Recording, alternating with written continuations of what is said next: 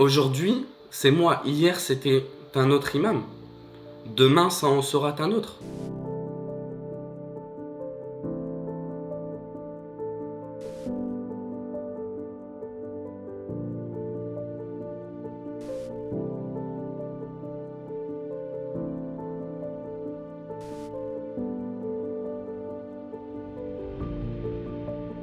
Eddie Lecoq aurait, dans cette notification-là, c'est ce qui est inscrit, Eddie Lecoq aurait incité, aurait tenu des propos discriminatoires à l'encontre des juifs et des chrétiens.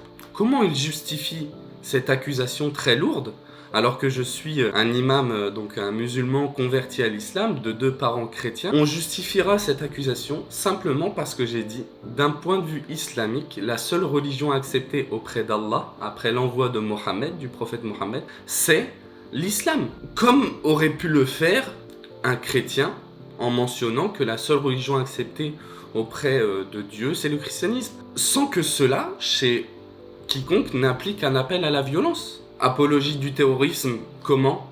Donc il le justifie dans cette notification, en glorifiant les combattants du prophète. Le contexte de cette accusation très lourde n'est autre que le fait que j'ai dispensé des cours d'histoire islamique dans lesquels il était question de relater des faits donc historiques, et dans ces cours-là, bien entendu, il me venait quelquefois l'envie de soulever des leçons spirituelles. C'était d'ailleurs l'objectif de ces cours-là. Donc je soulevais des notions de bravoure, des notions de courage, des notions d'abnégation pour une cause juste. Donc toutes ces accusations-là, elles sont basées sur des propos que j'aurais tenus, selon eux, sans contextualiser les choses. Or, lorsque je suis retourné aux extraits, je suis tombé des nues parce que toutes ces réponses-là, elles étaient contextualisées.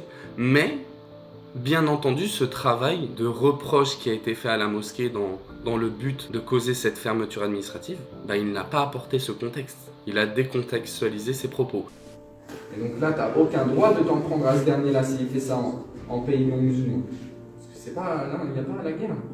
Là, c'est pas en période de guerre. Là-bas, c'était en période de guerre. Il y avait les conditions, etc., etc. Celui qui s'en prend à quelqu'un avec qui on a un pacte de paix, il ne sentira pas l'odeur du paradis. Il n'y a aucun doute qu'en étant présent dans un pays comme ça, donc, certains savants disent que ton passeport, c'est un pacte de paix. Et tu ramènes pas la guerre là où il y a la paix à la base.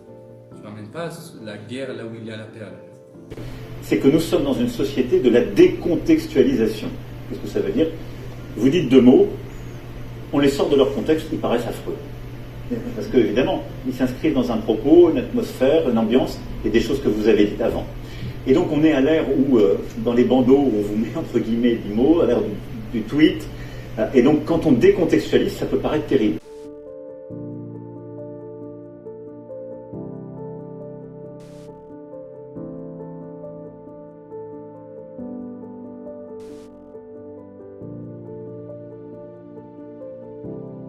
L'ingérence de l'État dans le culte musulman est de plus en plus manifeste.